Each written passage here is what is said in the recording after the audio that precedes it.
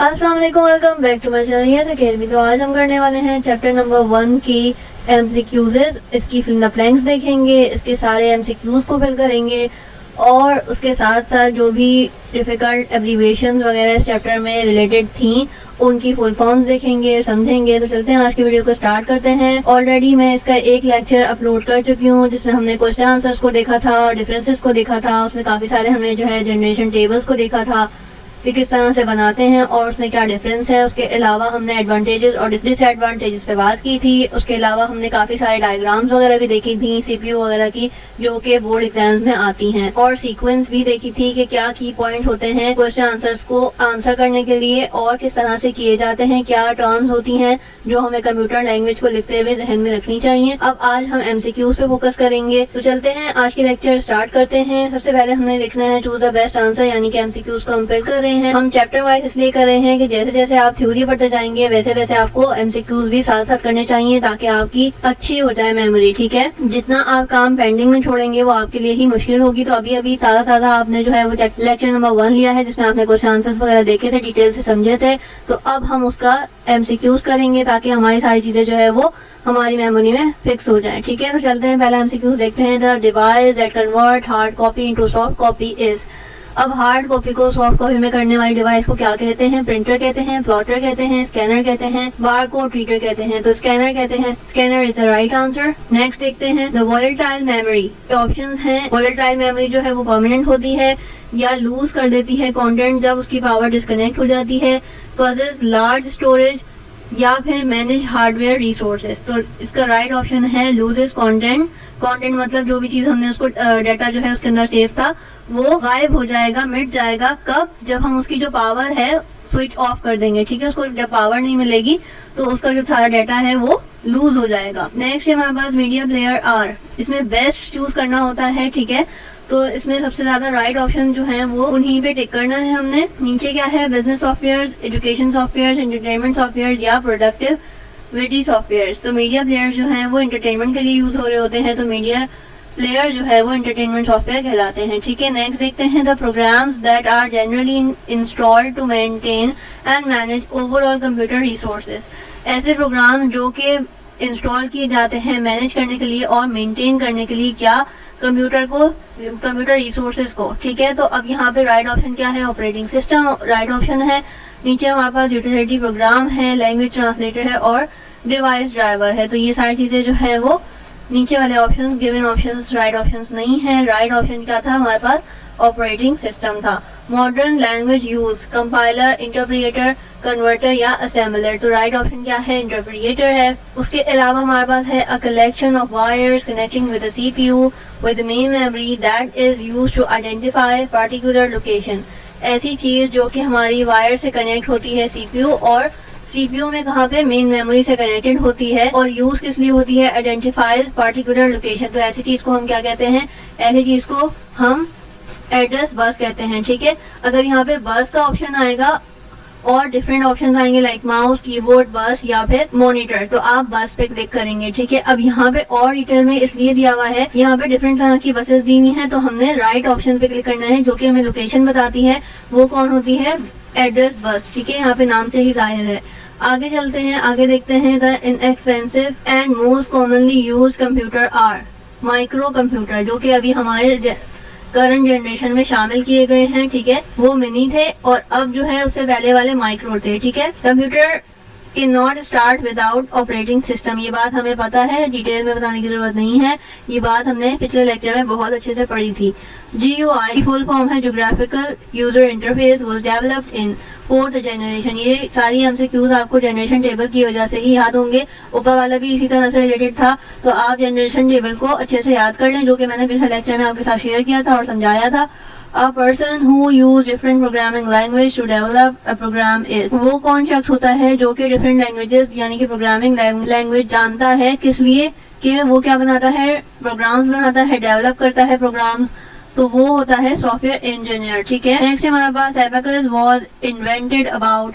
Abacus कब बना था? 5000 years ago। ठीक है, ये भी हमने जनरेशन में पढ़ा था, जनरेशन टेबल में। It is concern as a first computer prototype. ठीक है, तो ये एबेकस है। एबेकस की सारी प्रॉपर्टीज वगैरह काफी अच्छे से आपको देखने की नीड है क्योंकि काफी डिटेल में पूछा गया है। उसके अलावा है it was a small machine that combined 10 rods. कौन सी ऐसी मशीन थी जिसमें 10 रॉड्स थी? तो ये था नेपियर बोन्स। मैंने आपको पिक्चर्स में भी शो कराया था, जनरेशन टेबल वगैरह जो हमने डिस्कस किए थे। Napier bones was used for, किस लिए यूज होती थी? सिर्फ सब्सट्रैक्शन और डिवीजन के लिए। ठीक है। Slide rule, slide rule was invented by, किसने बनाया था? विलियम्स ने बनाया था। उसके अलावा हमारे पास है पैस्कलाइन और पैस्कल कैलकुलेटर, ये दोनों एक ही चीज के नाम है। Was invented in 1642। ठीक है। Pascaline calculator can perform addition and subtraction by. अब यहाँ पे उन्होंने खुद बता दिया है कि ये एडिशन और सब्सट्रैक्शन के लिए यूज होता था, लेकिन ये भी एक एमसीक्यूज बन सकता है कि ये किस चीज के लिए यूज होता था। ठीक है, तो अब ये पूछ रहे हैं कि एडिशन सब्सट्रैक्शन के लिए यूज होता था, लेकिन उसमें से कितने कितने डिजिट्स एक तरह से कह लें कि यूज किए जा सकते थे मैक्सिमम। उसकी लिमिट थी 8 फिगर्स। 8 फिगर्स यानी 8 डिजिट आप यूज कर सकते थे। उसके अंदर एडिशन सब्सट्रैक्शन के लिए जो आंसर आता था वो 8 डिजिट से ज्यादा नहीं हो सकता था। Lebanese calculator was also called, उसको क्या कहते हैं? उसको कहते हैं स्टेप्ड रेकॉनर।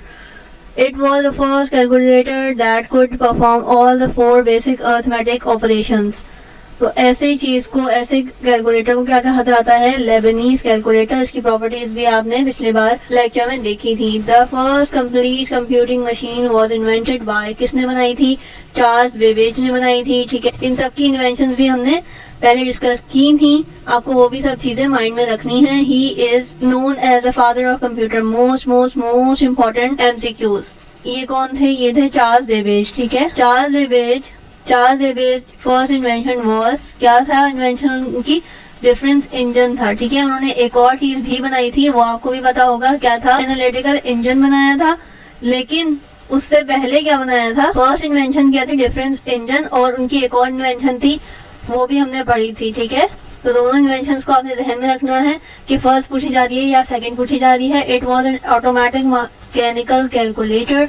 कौन सी चीज थी? डिफरेंस इंजन था। उसके अलावा historian consider it the first design concept of general purpose computer. तो कौन से थे? एनालिटिकल इंजन थे। ठीक है, electromechanical era starts from the mid of 19th century. ठीक है, tabulator was used for US 1890 census। क्या ये जो गैजेट का नाम लिखा हुआ है ये यूज हुआ था यूएस में सेंसस यानी के मर्दमशुमारी के लिए 1890 में, लेकिन वो इन्वेंट किसने किया था? हर्मन हॉलेट ने किया था। ठीक है, द एडवांसमेंट इन वैक्यूम और electronic tube gave birth to, किस चीज को जन्म दिया था उन्होंने? इलेक्ट्रॉनिक एरा, क्योंकि इलेक्ट्रॉन्स वगैरह की जो इलेक्ट्रॉनिक ट्यूब्स वगैरह जो चीजें थी वो इस एरा में बनना शुरू हुई थी, डेवलप होना शुरू हुई थी। First generation of computer was based on vacuum tubes की टेक्नोलॉजी थी उस वक्त। ठीक है, देन फिर ट्रांजिस्टर्स आए और भी बहुत सारी चीजें आई, माइक्रो प्रोसेसर आया, लेकिन वो सारी चीजें बाद में आई। Use of machine language, primary internal storage medium से कहा जाता है, मैग्नेटिक ड्रम्स में जाता है। उसके अलावा इनपुट से पंच कार्ड में और batch processing system. The above mention characteristics define, ये जो चीजें एक्सप्लेन की गई हैं प्रॉपर्टीज वो किसकी हैं? वो फर्स्ट जनरेशन में ये सारी चीजें मेंशन थी। उसके अलावा ENIAC and UNIVAC are the example of first generation. ये सारी चीजें आप देख रहे हैं कि ऑलमोस्ट अभी तक 90% जो एमसीक्यूज आए हैं वो सारे जनरेशन टेबल से ही रिलेटेड आए हैं। The second generation of computer becomes smaller, faster and more efficient because of transistor। पहले वैक्यूम था फर्स्ट जनरेशन में, सेकंड में क्या आया? ट्रांजिस्टर आया। नेक्स्ट है हमारे पास use of assembly and high level languages. ठीक है, उसके अलावा क्या प्रॉपर्टी है कि प्राइमरी स्टोरेज थी और मैग्नेटिक कोर। उसके अलावा input punch card, batch processing and multi programming operating system. तो ये कब आया? सेकंड जनरेशन में आया। ठीक है, IBM के 2 मॉडल्स बताए हुए हैं और बोला गया है कि ये किसकी एग्जाम्पल हैं? तो ये है सेकंड जनरेशन की एग्जाम्पल। IBM के मॉडल्स आपने अच्छे से याद करने हैं क्योंकि आगे भी IBM के जो मॉडल्स हैं वो नेक्स्ट जनरेशन में भी यूज हुए हैं, तो आपको पता होना चाहिए कौन सा मॉडल किस जनरेशन में यूज हुआ था। Use of high level language, आगे इन्होंने कुछ प्रॉपर्टीज बताई गई हैं कि आउटपुट मॉनिटर, इनपुट कहाँ से आउटपुट दिया जाता था मॉनिटर पे, इनपुट कहाँ से दिया जाता था, कमांड कहाँ से दी जाती थी? कीबोर्ड से। और टाइम शेयरिंग और रियल टाइम ऑपरेटिंग सिस्टम क्या है? थर्ड जनरेशन की प्रॉपर्टीज हैं। IBM के नेक्स्ट मॉडल्स बताए गए हैं, पूछा गया है कि ये किस जनरेशन के थे? तो ये है थर्ड जनरेशन। ऊपर वाले जो थे 716 इस तरह से जो डिजिट था वो हमारे पास सेकंड जनरेशन के थे, ये आपने अच्छे से याद करना है। Third generation computer was based on ICS, ठीक है, पहले वैक्यूम ट्रांजिस्टर देन ICS, और अब कौन से आएंगे आपको और मुझे दोनों को अच्छे से पता है। Fourth generation of computer was based on micro processors. Use of semiconductor memories RAM and ROM and magnetic storage become popular in fourth generation में ये सारी चीजें इंट्रोड्यूस कराई गई थी। This generation also saw the development of GUI। कौन सी generation थी? फोर्थ जनरेशन थी।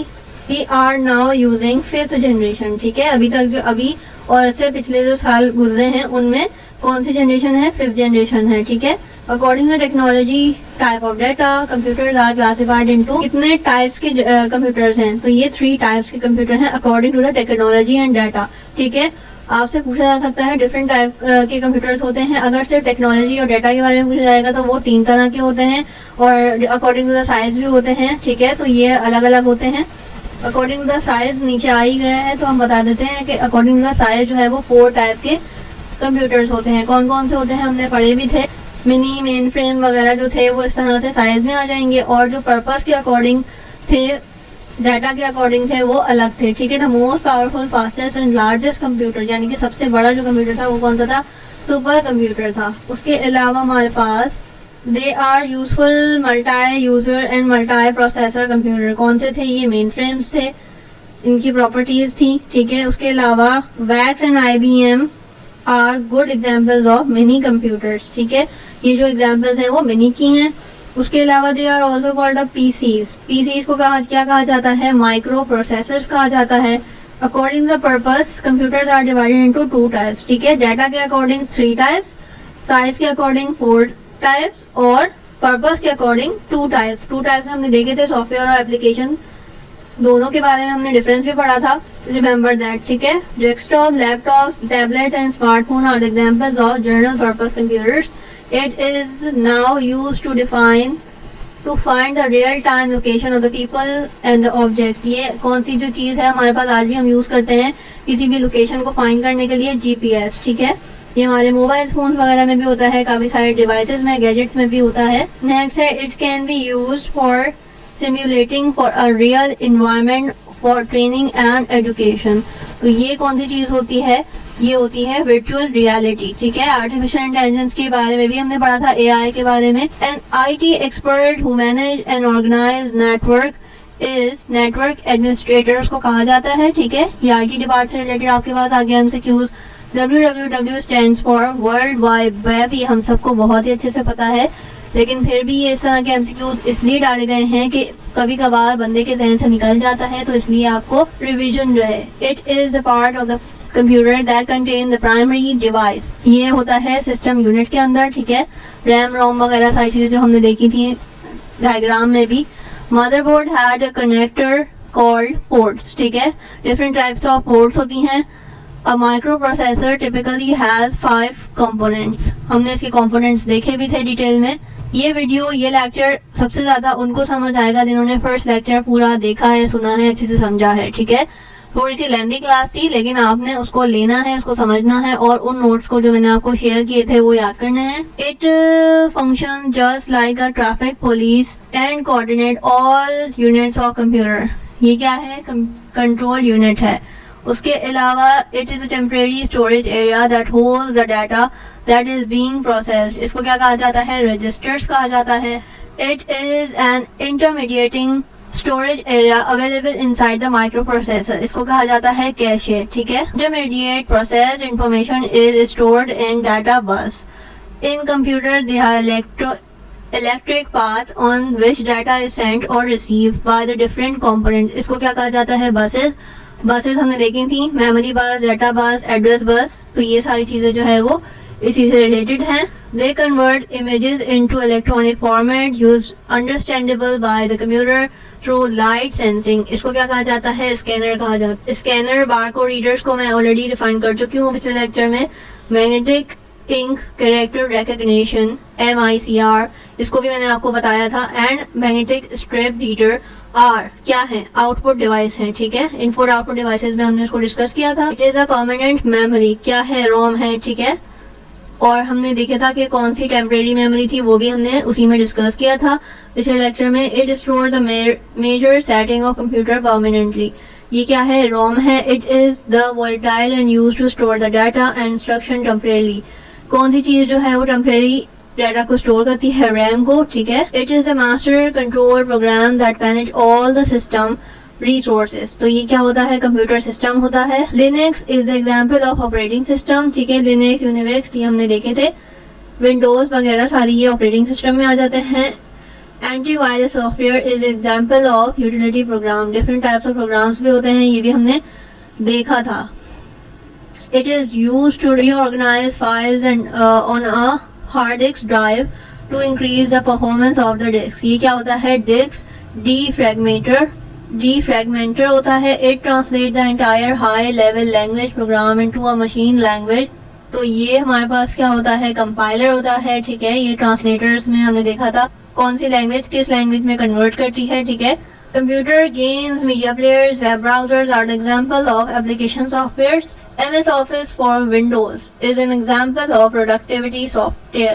हमने देखा था किस तरह से प्रोडक्टिविटी जो है वो बढ़ सकती है अगर हम ये वाले सॉफ्टवेयर यूज करें, और क्या बेनिफिट्स होते हैं हमारे पास। It is a set of instruction for a program. ये क्या चीज होती है? ये सॉफ्टवेयर की डेफिनेशन बताई गई है कि सॉफ्टवेयर क्या है। ये है सेट ऑफ इंस्ट्रक्शन, या आप कह सकते हैं कि प्रोग्राम है एक ऐसा, ठीक है।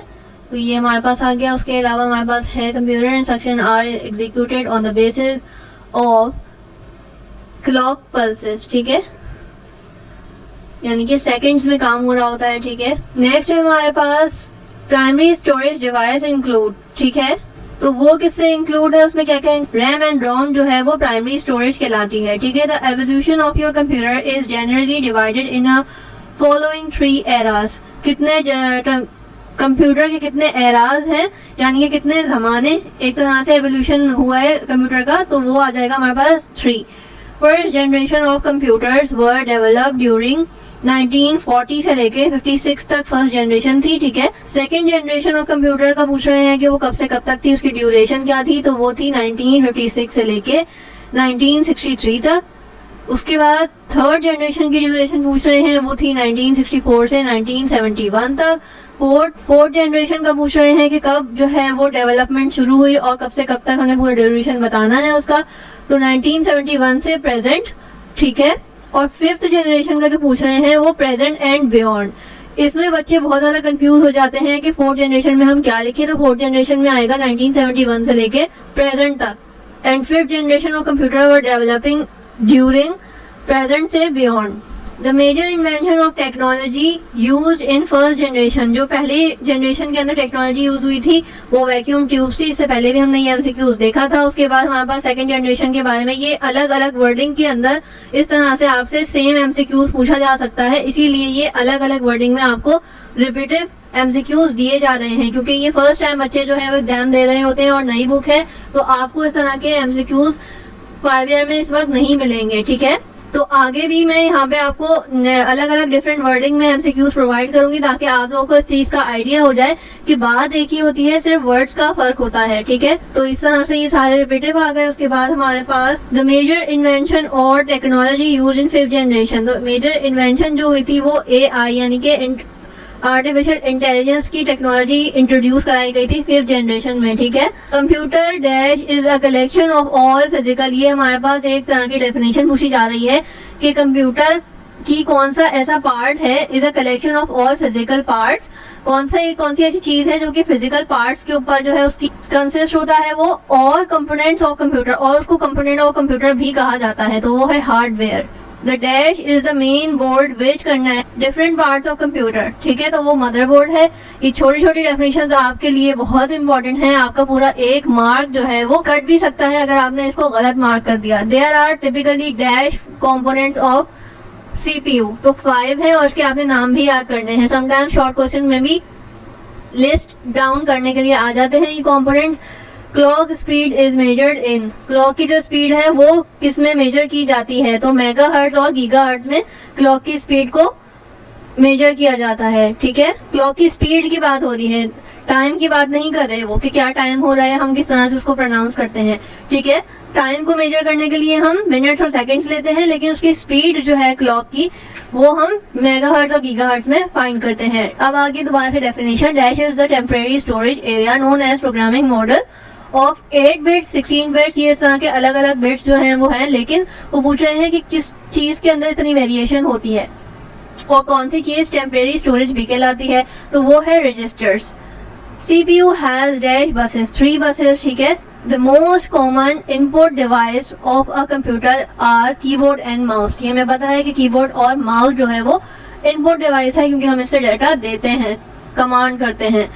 The most common dash device of computer are monitor and printer। Monitor और प्रिंटर जो है वो आउटपुट डिवाइस है, ये भी हमें पता है। Dash computer are also known as dedicated computers, तो ये है स्पेशल पर्पस। इसका सेकंड नेम आपने डेफिनेटली याद करना है।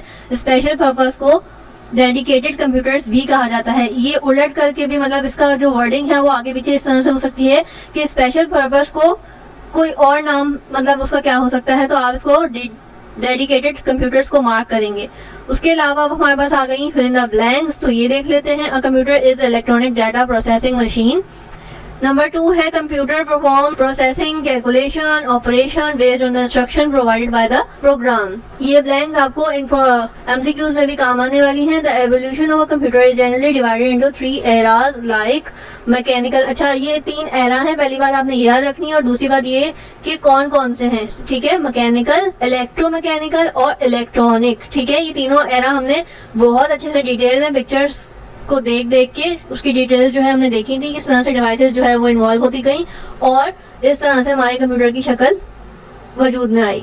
नंबर 4 है computer are classified in the 3 types of according to the technology. 3 तरह की जो है हमारे पास टाइप्स हैं according to the technology, analogue, digital and hybrid, ठीक है। इन तीनों को हमने डिटेल से देखा भी था।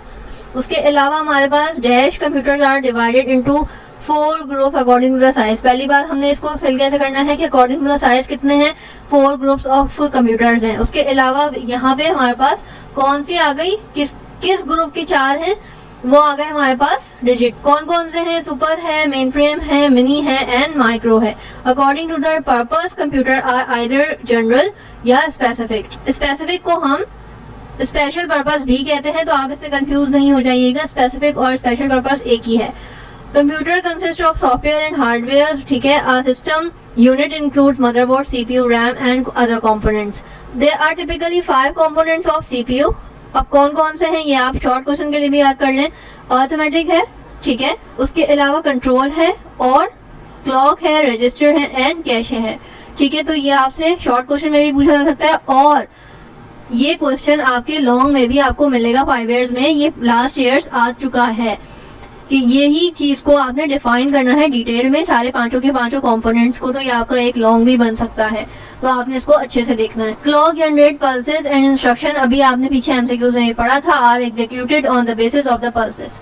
Clock speed is measured in, ये अभी आपने recent MCQs पास हुआ है। Register are visible as well as invisible on a microprocessor. Cache is the intermediate storage area which is available inside the microprocessor. IC known as internal cache. IC को यहाँ पे हमारे पास abbreviation भी एक और आ गई कि IC को क्या कहा जाता है, इंटरनल कैशे कहा जाता है। उसके अलावा हमारे पास एक और आ गई outside micro processor, IC is known as external. Internal कौन सी होती है और एक्सटर्नल कौन सी होती है ये आपने देख के जाना है, यहाँ पे MCQs भी आ सकता है। CPU हैज 3 buses, कौन कौन सी हैं, कंट्रोल बस, डाटा बस and address bus. There are 2 types of storage devices, कौन कौन सी हैं, प्राइमरी एंड सेकेंडरी। इसके अंदर और ज्यादा डिटेल में आप देख सकते हैं और इसको भी पढ़ के जाइएगा क्योंकि इसका डिफरेंस आता है प्राइमरी स्टोरेज और सेकेंडरी स्टोरेज में क्या डिफरेंस है। तो primary storage device are include RAM and ROM, और सेकेंडरी में हमारे पास कौन कौन सी आ जाती हैं, hard disk has a larger storage capacity and can store our data permanently. A computer perform 4 basic operation, कौन कौन से हैं, इनपुट, देन प्रोसेस होता है, फिर आउटपुट निकलता है और आउटपुट के बाद क्या होता है कि स्टोर हो जाता है, ठीक है। तो ये 4 हमारे पास फंक्शंस आ गए। उसके अलावा software system software is including operating system, device, drivers, utility programs and language translator. Language translator are 3 types, कौन कौन से हैं, असेंबलर, कंपाइलर एंड इंटरप्रिएटर्स। ये हो गई हमारे पास ब्लैंक्स। अब आ जाते हैं हम एब्रीवेशंस पे। अब एब्रीवेशंस को आपने देख के जाना है, क्योंकि ये एमसीक्यूज में और शॉर्ट में भी आ जाता है कि आपने 5 एब्रीवेशंस को फुल फॉर्म में बताना है। तो AI हमने पढ़ा था artificial intelligence, ALU is the arithmetic logic unit and ATM is the automated teller machine, CD is the compact disc, COBOL जिसको हम शॉर्ट फॉर्म में कोबॉल पढ़ते हैं बट इसकी फुल फॉर्म क्या है, कॉमन बिजनेस ओरिएंटेड लैंग्वेज, एक तरह की प्रोग्रामिंग लैंग्वेज है। उसके अलावा CPU हमारे पास central processing unit, CRT is the cathode ray tube, CS is the computer science, CU is the control unit and DBA is the database administrator. ये मैं क्यों बता रही हूँ, क्योंकि ये बहुत ज़्यादा इंपॉर्टेंट चीज़ें हैं। कंप्यूटर साइंस की बुक आपकी नई आई है और आपको इस बारे में कुछ भी नहीं मालूम कि कौन से चैप्टर से क्या चीज़ें आ सकती हैं, तो मैं आपको यहाँ पे सारी चीज़ें गाइड कर रही हूँ। इस तरह के भी क्वेश्चंस लास्ट ईयर्स भी आ चुके हैं पुरानी बुक से, और इंशाल्लाह इस बुक से भी इसी तरह के क्वेश्चंस आएंगे, तो आप लोगों की तैयारी होनी चाहिए। DEC is digital equipment corporation, ठीक है। उसके अलावा DVD is the digital versatile disc. 2D हमें पता है 2 डायमेंशंस को कहा जाता है और 3D इज द 3 डायमेंशन। उसके अलावा EDSAC is the electronic delay storage automatic calculator, EDVAC is the electronic discrete variable atomic computer. उसके अलावा INIVAC is the electronic numerical integrator computer. इसको आपने बहुत ध्यान से मार्क करना है, क्योंकि ये बहुत ज़्यादा कंफ्यूजिंग होते हैं।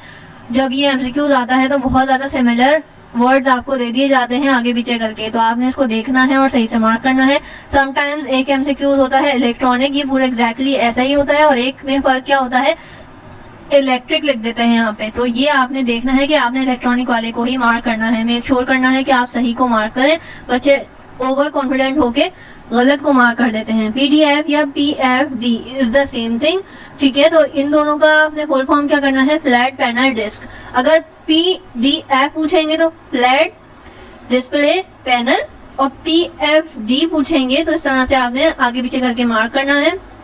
फोर्ट्रन जो कि एक प्रोग्रामिंग लैंग्वेज है, वो भी हमारे पास की फुल फॉर्म है फॉर्मूला ट्रांसलेटर। गीगाहर्ट्ज इस तरह से हमारे पास लिखा जाता है। GPS is the global positioning system, जिससे हम लोकेशन वगैरह फाइंड करते हैं। उसके अलावा GUI जो कि हमने ऊपर पढ़ा था, graphical user interface. 3G 4G और 5G ये हमने अपने मोबाइल सिम्स के अकॉर्डिंग, इंटरनेट के अकॉर्डिंग सुना होगा। तो ये हमारे पास आ जाता है 3rd, 4th या 5th जनरेशन, ठीक है। 3G मतलब 3rd जनरेशन, 4G मतलब 4th generation and 5G is the 5th generation network respectively, ठीक है। IBM is the international business machines, ICS is the integrated circuits, IO devices। ये बहुत ज्यादा आपके पास कंप्यूटर में नजर आएंगे इस तरह की वर्डिंग लिखी हुई। तो अब ये क्या है, पहली बात आपको इसकी फुल फॉर्म पता होना चाहिए कि इसकी फुल फॉर्म क्या है। दूसरी बात आपको क्या पता होनी चाहिए कि इसको डिफाइन कैसे करेंगे। समटाइम्स क्वेश्चन आता है define IO devices in detail, ठीक है, या इन शॉर्ट। तो दोनों तरह में आपने सबसे पहले क्या करना है, IO डिवाइसेस को डिफाइन करना है। IO devices stands for input output devices, ठीक है। इसको पढ़ा ऐसे जाता है IO डिवाइस, ठीक है। IO यानी कि I/O जो है वो IO के लिए स्टैंड करता है। इनपुट आउटपुट डिवाइसेस को आपने डिफाइन करना है, जो कि मैंने आपको बताया था किस तरह से डिटेल में लिखना है। अगर आ जाए तो आप मेरे पिछले लेक्चर में जाके देख सकते हैं। IR इंफ्रारेड, ठीक है। IT is the information technology. उसके अलावा LMS is a learning management system. Next हमारे पास है MGZ इज द मेगाहर्ट्ज। ऊपर आया था MCQ में, मैंने आपको बताया था गीगाहर्ट्ज एंड मेगाहर्ट्ज। तो ये यूनिट्स होते हैं स्पीड के लिए और स्टोरेज वगैरह के लिए, इस तरह के यूनिट्स यूज होते हैं। MICR हम ऑलरेडी डिस्कस कर चुके हैं, magnetic ink character recognition. OBR is the optical bar code reader, ये हमने फर्स्ट लेक्चर में डिस्कस किया था। OCR is the optical character recognition. OMR is the optical mark recognition, ठीक है। PC या PCS इस तरह से भी लिख सकते हैं, लेकिन ये होता क्या है, PCs is the personal computer, और अगर S लगा हुआ है तो ये पर्सनल कंप्यूटर्स हो जाएगा, ठीक है। उसके अलावा हमारे पास और भी एब्रीविएशंस हैं, सबको देखेंगे ताकि हमारी तैयारी हो जाए, फर्स्ट चैप्टर कंप्लीट हो जाए। RAM is the random access memory. RF is the radio frequency. ROM is the read only memory. SD card is the secure digital. SSD is the solid state drive. TV is the television. ULSIC is the ultra large scale integrated circuit.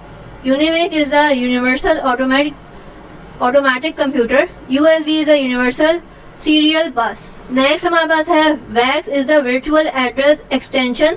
Extension basically E से आता है, लेकिन यहाँ पे हमारे पास ई already बहुत सारी चीजों में यूज हो रहा होता है, तो हम एक्सटेंशन के लिए हर जगह एक्स ही यूज कर रहे होते हैं mostly. VJ is a cable, ठीक है, तो वीजे केबल आपने बहुत दफा सुना भी होगा, जो कि कनेक्ट होने के लिए आपके हार्डवेयर वगैरह में लग रही होती है, लैपटॉप्स वगैरह में। तो वीजे इज द वीडियोग्राफिक एरे, ठीक है।